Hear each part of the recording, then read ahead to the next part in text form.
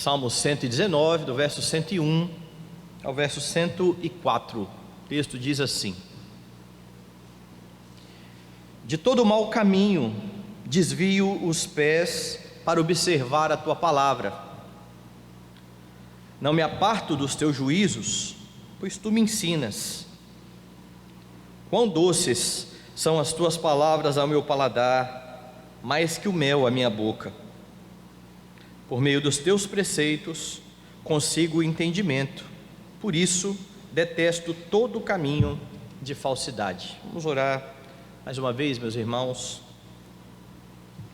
Exaltado, glorificado seja o teu nome, Senhor, porque o Senhor mesmo nos trouxe neste dia bendito, dia do Senhor, dia em que celebramos a vitória do nosso Salvador na cruz do Calvário. O Senhor nos trouxe aqui para, juntos, como igreja, como teu povo, exaltar a tua majestade. É um grande privilégio que temos, poder, ó Deus, nos achegar a ti por meio de Cristo, sabendo que somos bem recebidos e sabendo que o Senhor se agrada de falar ao nosso coração por meio da palavra que neste momento foi lida e que será pregada. Que o Senhor venha nos instruir, que o Senhor leve o nosso pensamento cativo ao pensamento de Cristo, que a nossa atenção esteja plenamente voltada à tua voz que ecoa por meio da palavra. Que o Senhor nesta manhã nos exorte, nos anime, nos edifique para a tua glória, em nome de Jesus, amém. Meus irmãos, o Salmo 119 menciona por 17 vezes a palavra caminho. Já de início, logo no primeiro versículo, você tem a afirmação do salmista dizendo: bem-aventurados os irrepreensíveis no seu caminho, que andam na lei do Senhor.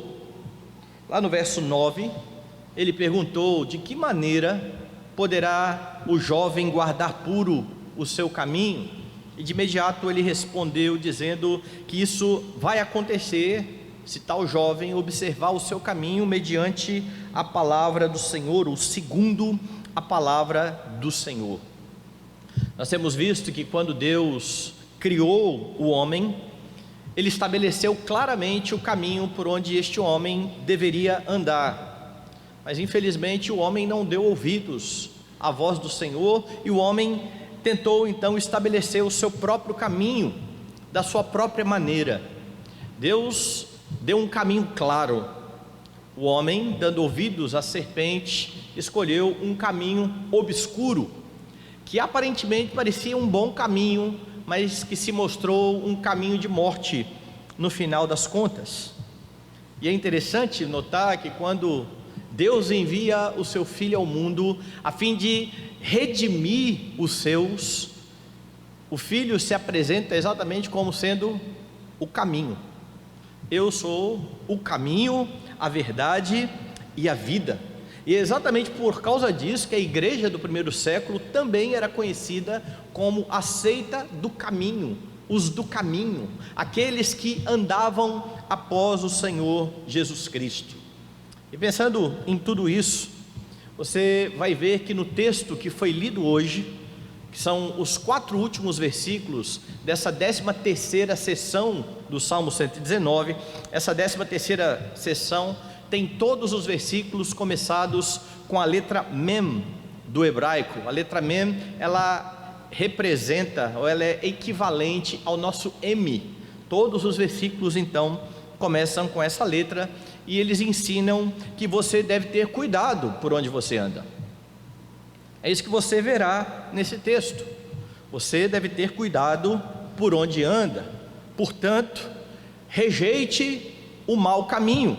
É isso que você tem nos versos 101 e 102. Eu vou ler novamente o texto que diz assim: de todo o mau caminho desvia os pés para observar a tua palavra.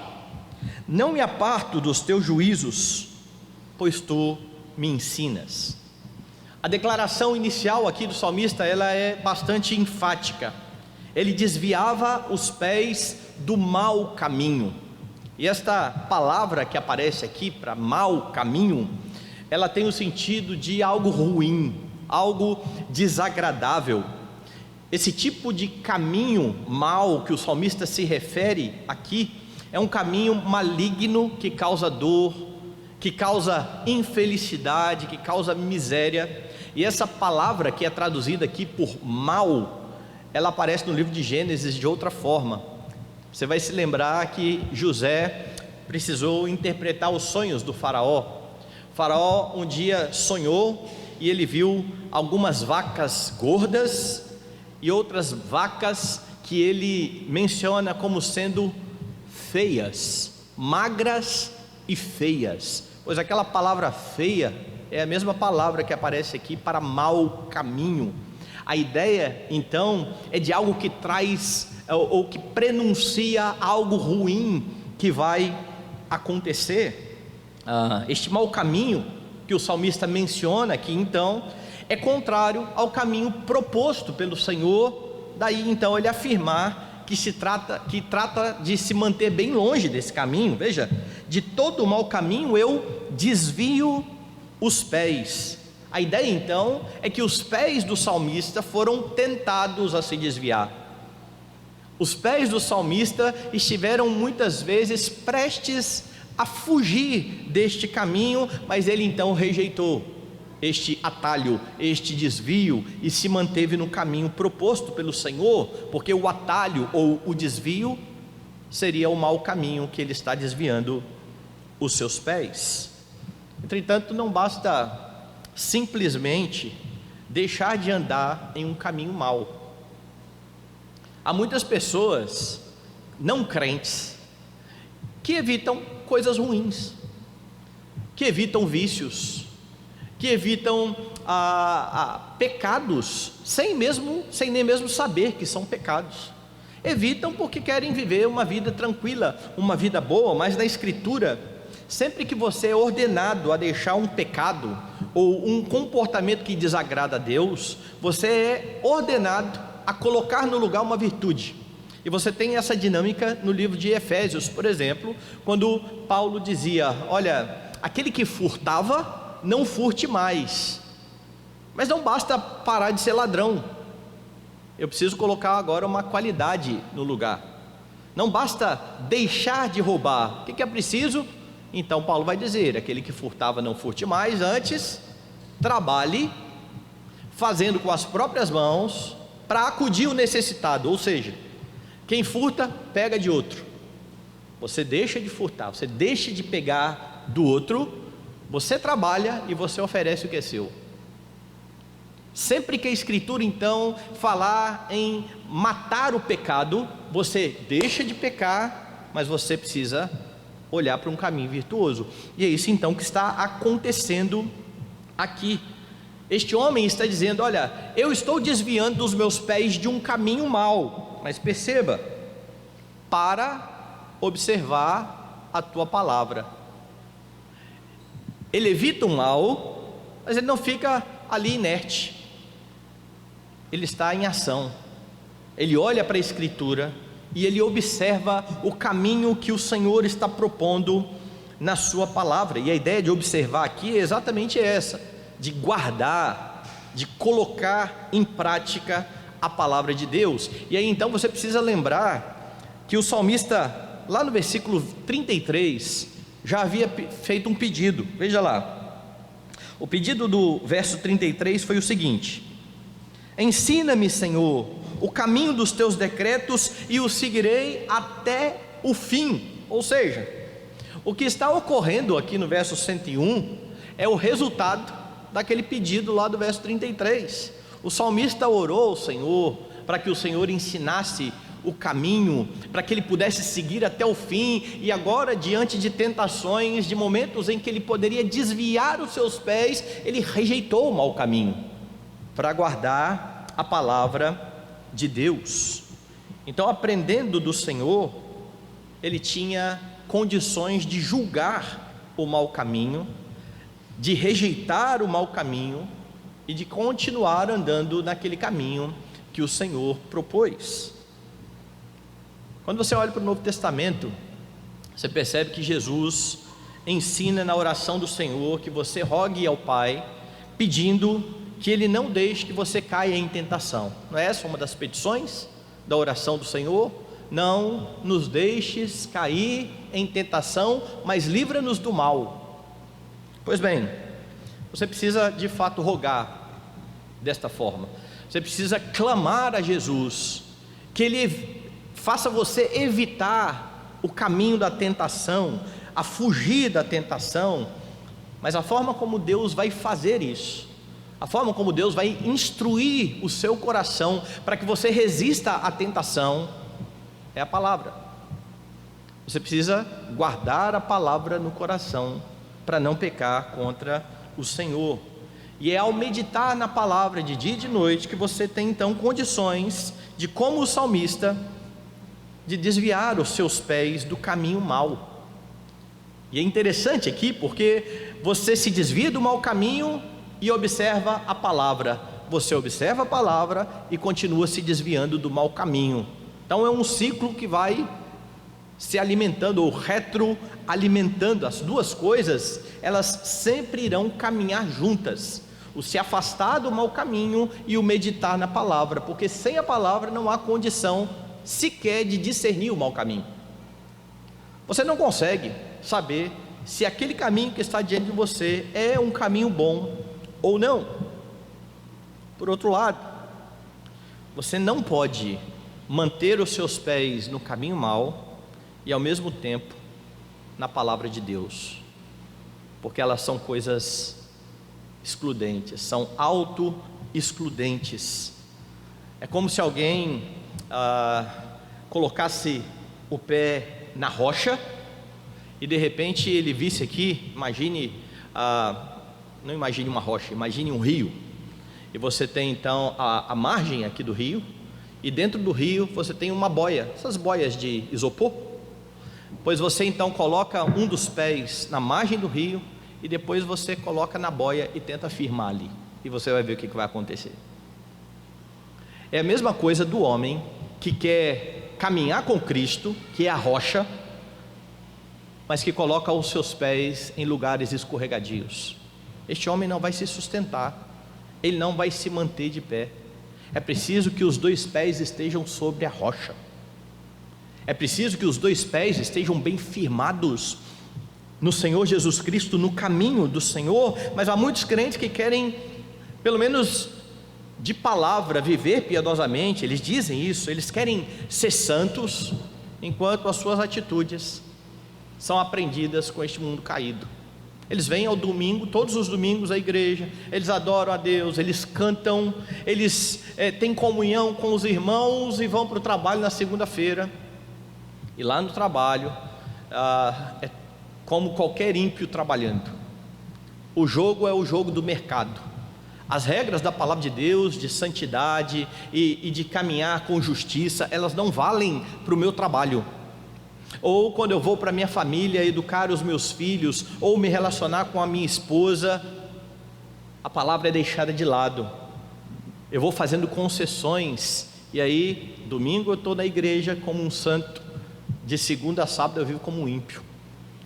E aí eu preciso lembrar que Deus rejeita a adoração do povo do Antigo Testamento exatamente por essa razão, a ponto de dizer o seguinte: quando vocês comparecem perante mim, quando vocês vêm ao templo, quem foi que pediu para vocês virem aqui? Eu estou cansado dessa adoração de vocês. Quando vocês oram, eu não quero escutar.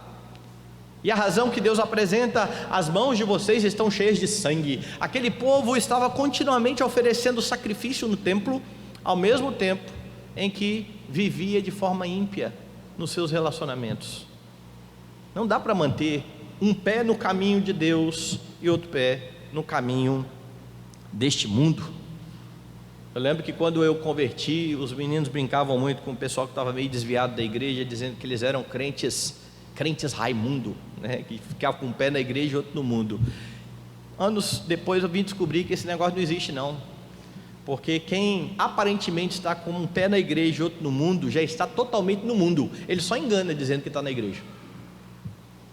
O seu coração já se foi, O seu coração já anda por outros caminhos, porque o cristão precisa manter os caminhos, os seus pés bem firmados no caminho do Senhor.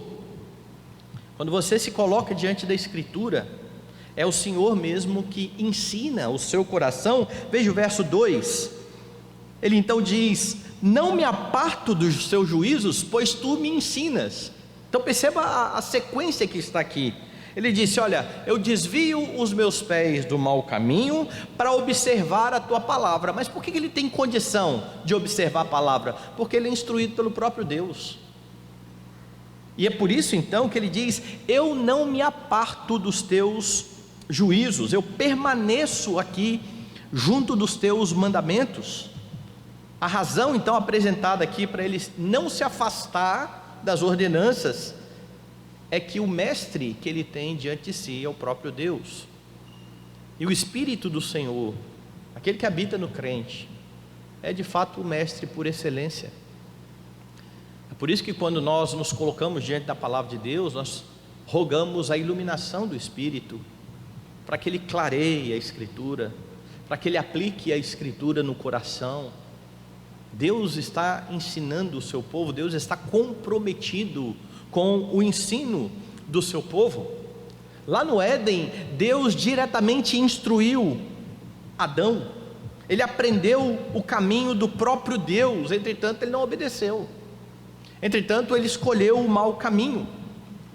Quando você olha para Jesus, o segundo Adão, você sabe que Jesus aprendeu perfeitamente do Pai.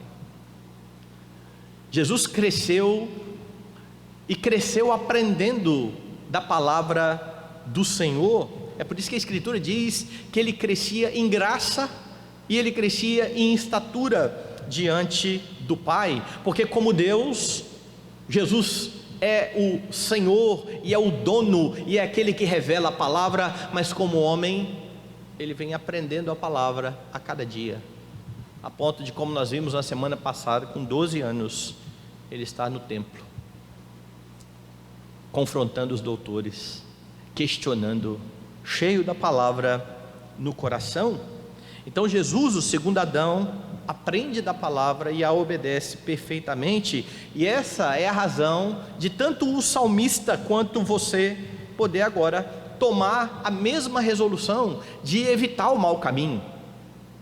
Se você estivesse sozinho na sua caminhada, você não teria sequer condição de discernir qual é o mau caminho, mas por causa de Cristo, por causa do Espírito de Cristo, por causa da palavra de Cristo ensinada a você a cada dia, você pode olhar para o caminho, rejeitar o caminho mau e continuar olhando para Cristo, o autor e consumador da fé, porque nele, em Jesus Cristo, você tem aprendido do Pai. É por isso que você não pode negligenciar o ensino da palavra do Senhor. Você não pode deixar de ler a Escritura dia a dia.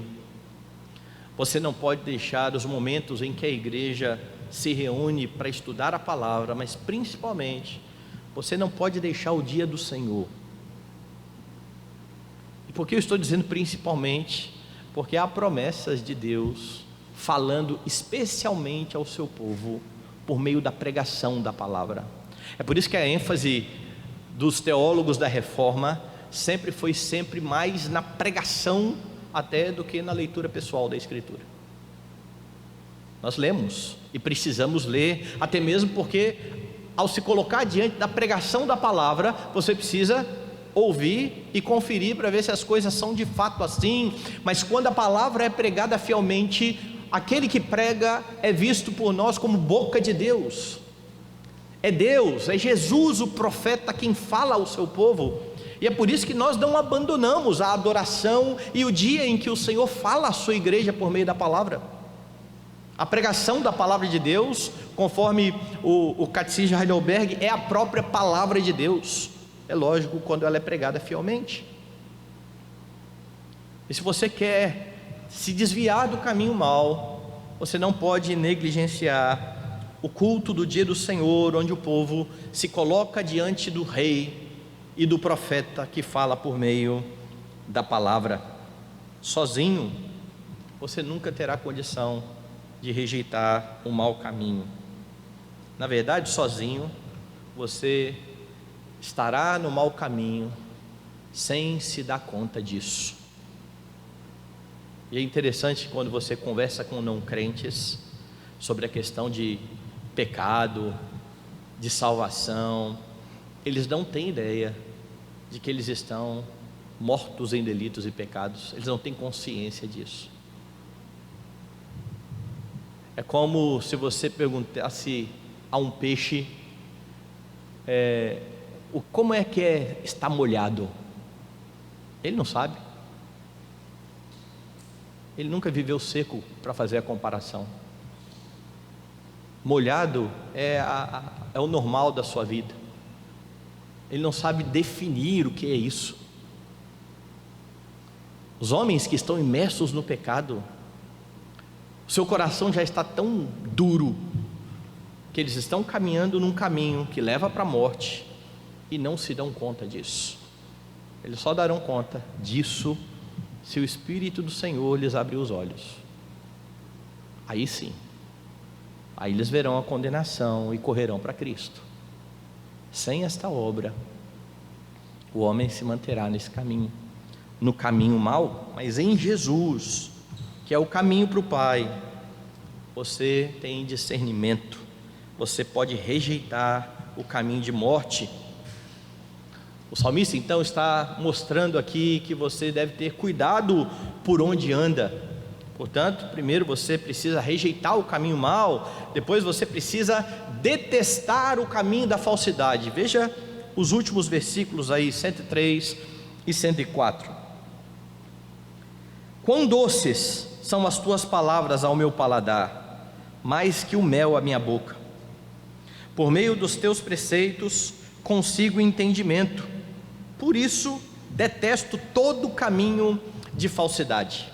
E agora perceba aqui como estão estruturados esses 4 últimos versículos aqui dessa 13ª sessão. Lá no verso 101, a primeira declaração do salmista foi: de todo caminho mal, ou de todo mau caminho, desvio os pés. A declaração do verso 104, a última declaração: detesto todo o caminho de falsidade. Então ele começa falando do caminho mau, termina falando do caminho de falsidade. E entre estas duas declarações, você tem os outros versículos que nós estamos vendo aqui. Por isso então a primeira atitude foi desviar os pés do caminho mau, e a segunda é detestar o caminho de falsidade. E aqui é interessante, porque o caminho de falsidade, que ele já chamou de caminho mau, ele deve ser não só evitado, ele deve ser detestado. E isso precisa ser ficar bem firmado na sua mente, porque há crentes que acham que é suficiente evitar o pecado, não se importando então se outros estão cometendo pecado ou não. Eles não ligam, não causa dor ao coração ver homens afrontando a Deus. Mas este homem não só desvia os seus pés do caminho, como também detesta esse caminho por onde muitos têm andado, por onde muitos têm caminhado. Você precisa rejeitar com veemência. Essa é a ideia aqui então de detestar, por entender que o caminho da falsidade, que o pecado, ele é detestável aos olhos de Deus. Você não pode fazer vistas grossas aquilo que Deus abomina. É por isso que você não deve sequer brincar com isso. E por vezes nós nos pegamos assim. Eu falei aqui uma vez que eu parei de acompanhar futebol uma época, não por causa do futebol em si, mas por causa da torcida.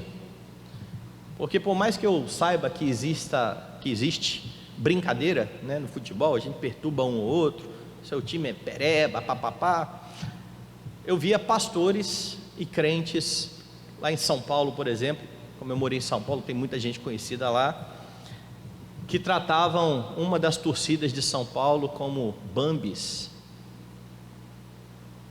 dizendo: esse pessoal que torce para esse time aí é tudo gay. E eu fico pensando assim: é brincadeira. Não, você não pode brincar com algo que Deus abomina. Como é que você está tratando um irmão seu por algo que Deus abomina? Não há sentido nisso. Nós não fazemos e nós detestamos isso.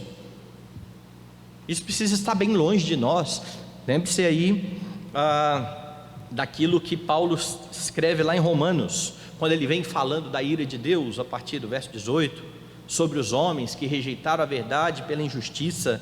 Lá no finalzinho, lá no verso 32, ele diz assim, e eu vou ler como está na NVI: embora conheçam o justo decreto de Deus, de que as pessoas que praticam tais coisas merecem a morte, não somente continuam a praticá-las, mas também aprovam aquelas que as praticam. E a ideia de Paulo aqui é que é ruim tanto você pecar, quanto você apoiar os que estão pecando. Bom, eu não sou de falar palavrão, eu não sou de brincar assim desse jeito, mas se o outro quiser brincar, né?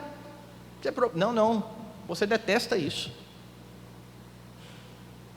Você não pode dizer que é algo que não está perto de você, porque Deus abomina, e nós precisamos também abominar. Este homem está falando isso: olha, eu desviei os meus pés do caminho mau, e agora eu detesto esse caminho da falsidade. Mas o que levou este homem a detestar esse caminho? Veja no verso 104, o que ele está afirmando aqui: por meio dos teus preceitos consigo entendimento, por isso detesto todo o caminho de falsidade. Então a razão apresentada aqui para ele detestar o caminho de falsidade é que os preceitos do Senhor lhe foram ensinados, estão no seu coração. É por isso que ele pode discernir e decidir andar em outro caminho, detestando este caminho que está errado. E aqui você então entende que esse não é um entendimento natural do homem. O homem sem Cristo, como eu disse, ele que parece o peixe que nunca vai conseguir definir o que é estar molhado, este homem não conseguirá discernir entre o caminho bom e o caminho mau. E você fala assim: mas pastor, eu conheço gente que é até ateu, que evita o caminho mau. Sim, eles evitam o caminho mau com o intuito de não se darem mal. A motivação dos seus corações é sempre egoísta. Então um homem sem Cristo, que evita vícios, não o faz porque ele quer glorificar a Deus, ele não faz porque ele quer ter uma boa saúde. E aparentemente ele está num caminho bom, mas continua sendo um caminho mau, porque um caminho que não leva à glória de Deus é um caminho mau, é um caminho de falsidade. As virtudes, elas são vistas verdadeiramente como virtudes se estiverem em Cristo. É por isso que boas obras só são boas obras mediadas por Jesus. Quando o ímpio faz uma boa obra, e aqui eu vou falar de ação social, ele vai lá e entrega uma cesta básica para alguém pobre, diante de Deus aquilo ali é trapo de imundícia, não serve para nada. Mas quando um crente com a motivação correta de glorificar a Deus entrega uma cesta básica para um pobre, aquilo é visto por Deus como boa obra. Quando um homem ímpio é fiel à sua esposa, aquilo é trapo de imundícia. Ele é fiel à sua esposa por razões outras que não a glória de Deus. Ele quer continuar sendo bem visto na sociedade, ele tem medo de os filhos pensarem mal dele. Então ele está externamente cumprindo o mandamento, mas a motivação do seu coração continua má. Entretanto, quando um crente é fiel à sua esposa, ele o faz para a glória de Deus. O que significa que Deus não está preocupado com a ação, mas ele se preocupa também com o motivo do coração. E é por isso que Jesus diz: vocês precisam ser diferentes dos fariseus. Os fariseus oram, jejuam e dão esmola. Vocês precisam orar, jejuar e dar esmola, mas de forma diferente. Eles fazem para serem vistos dos homens. Vocês fazem, e o Pai que vem em secreto recompensará. Então perceba que não é uma questão de conformidade externa à virtude, é uma questão de coração, de um coração que está submisso a Deus. Então não há outro meio de discernir isso, esse tipo de falsidade, de se adequar externamente à lei do Senhor, senão pelo caminho da verdade, senão por meio de Jesus Cristo. Ele que afirmou ser o caminho, afirmou também que é a própria verdade. Eu sou o caminho, a verdade e a vida. Então, sem a verdade da Escritura, você facilmente vai percorrer caminhos que não agradam a Deus. Você vai fazer escolhas ímpias na sua vida. Você vai tomar decisões das quais irá se arrepender, se o Senhor for bondoso com você e te levar ao arrependimento. Entretanto, buscando a Cristo e buscando a palavra dEle, você pode viver de modo digno do Evangelho. Você pode fazer escolhas santas. Você pode caminhar pelo caminho que agrada a Deus, tendo alegria em Jesus para todo sempre. Note aí que é assim que o salmista se apresenta, com alguém que se alegra em Deus. Ele diz isso no verso 103: quão doces são as tuas palavras ao meu paladar, mais que o mel à minha boca. Aqui está a declaração aqui de que este homem, ele não só está olhando para a palavra de Deus como uma obrigação, sabe, você tem regra, cumpra a regra. Ele sabe que aquilo é uma regra, ele sabe que aquilo deve ser obedecido, ele tem alegria nisso, ele tem prazer na obediência. E aqui você precisa ouvir o ecoar da voz de Pedro, de João no Novo Testamento: os mandamentos não são penosos. Para nós crentes, eles não podem ser. Se você está olhando para a obediência dos mandamentos como um peso, avalie o seu coração. Se no dia do Senhor, quando você vem na igreja e fala assim: puxa vida, tem que ir na igreja, né? Não queria ir não, mas você está olhando errado para o dia do Senhor. Se ao obedecer os seus pais, você faz com o coração pesado, você não queria, mas você está com medo de Deus aí, da punição. Deus mandou, eu tenho que fazer, né? Mas você não tem alegria em obedecer os seus pais. Você precisa sondar o seu coração. Se você não rouba, mas não está contente com aquilo que você tem, você precisa avaliar o seu coração.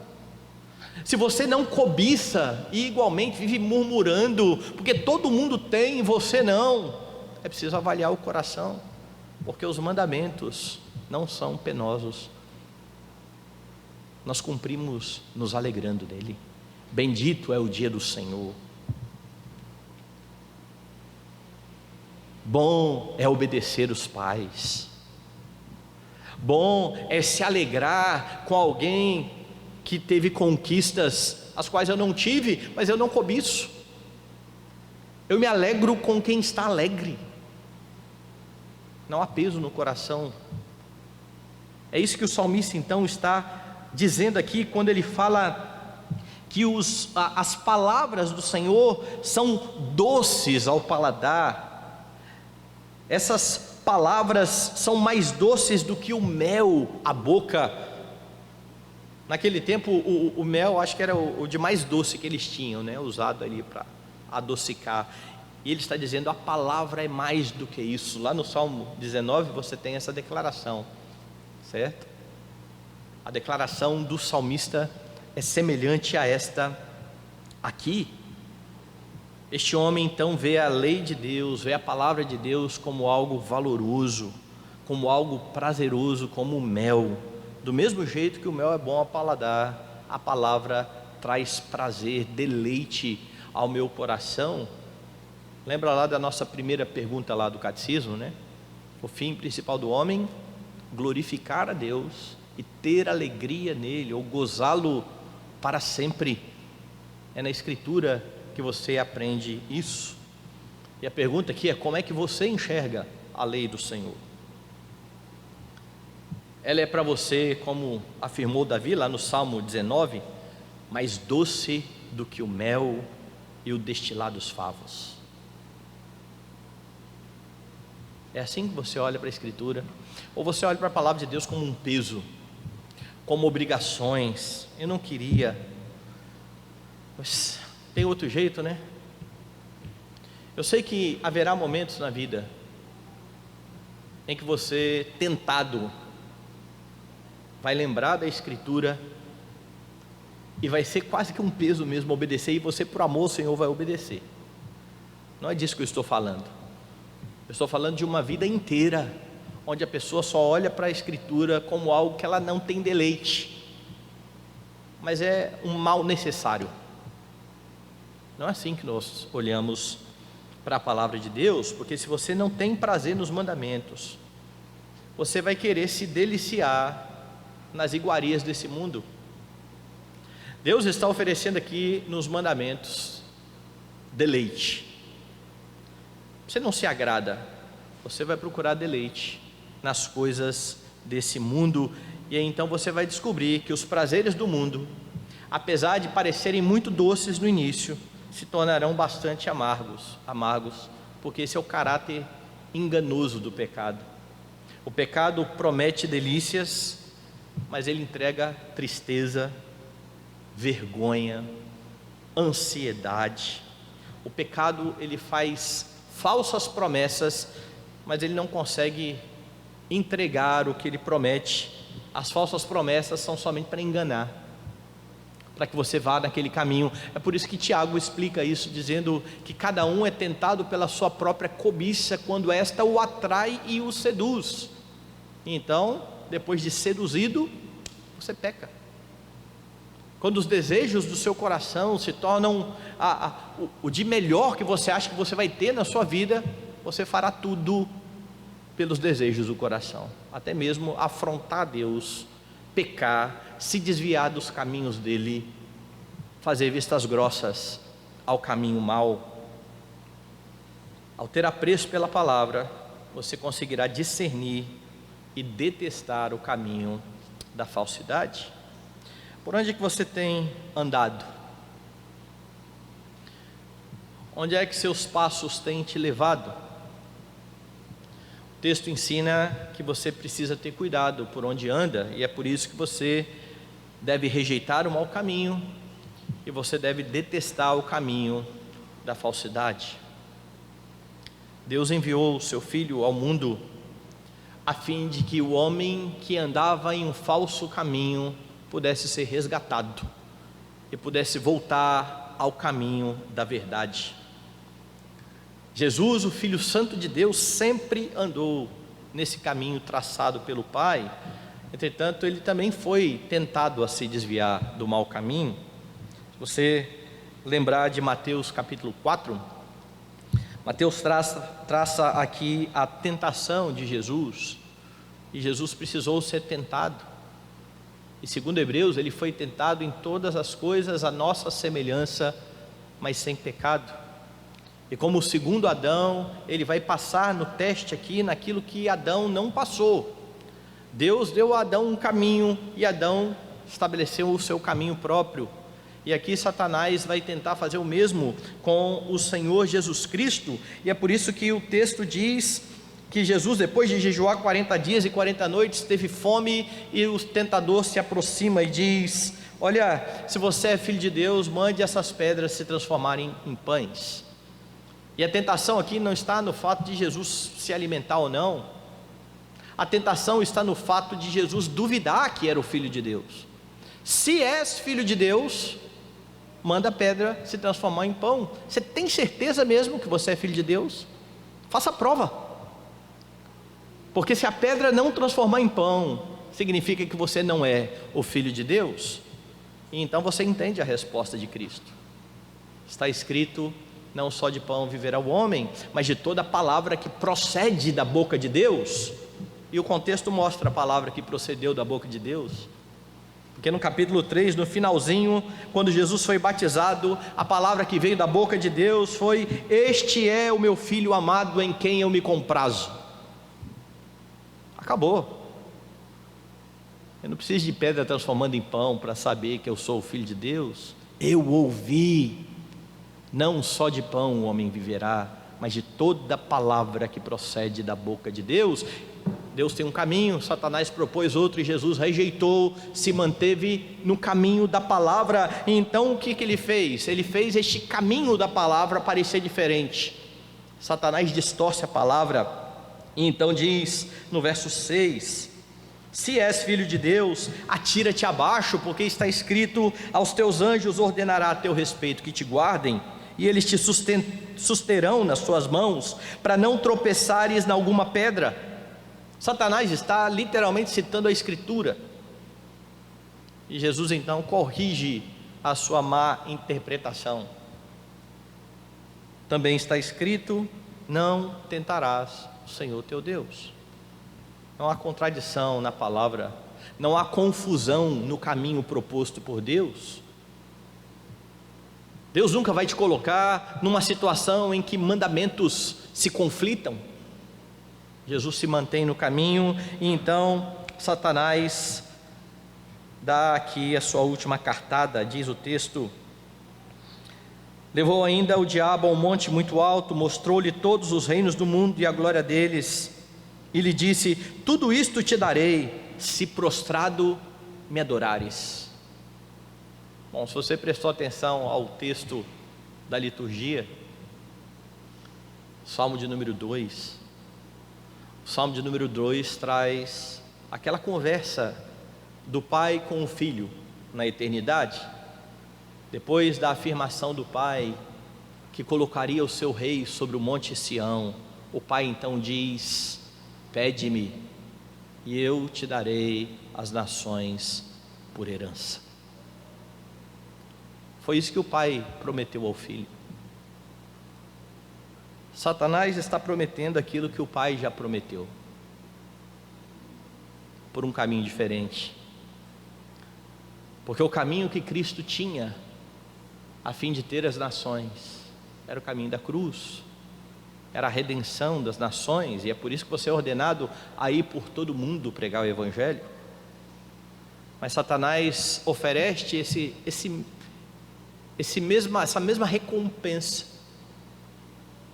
para que ele o adore. É muito mais fácil do que se dá na cruz.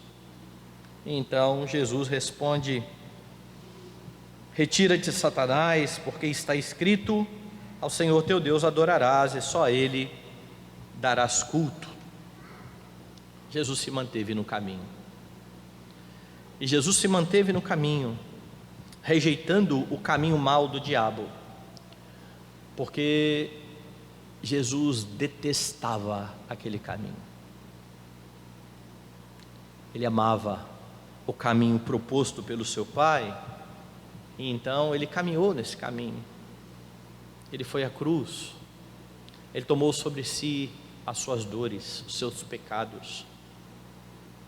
Ele te libertou, ele te justificou, ele te adotou, ele te trouxe para a família de Deus, ele te fez membro do seu corpo, e ele te propõe o caminho do qual você precisa manter, no qual você precisa manter os seus pés. Caminho que você mantém os pés detestando qualquer outro tipo de caminho, tendo condições de fazer isso, porque você foi livre para caminhar nesse caminho. E ao caminhar, você caminha ao lado de Cristo. Você não caminha sozinho. E é por isso que você pode rejeitar o pecado, rejeitar a tentação, e buscar viver cada um dos seus dias para a glória de Deus. Você pode rejeitar quaisquer outros caminhos, porque por mais que eles pareçam agradáveis, você sabe que no final eles são caminhos de morte. Você caminha para a vida, você caminha olhando para o alvo, para o prêmio da soberana vocação em Cristo Jesus, para a glória do Pai.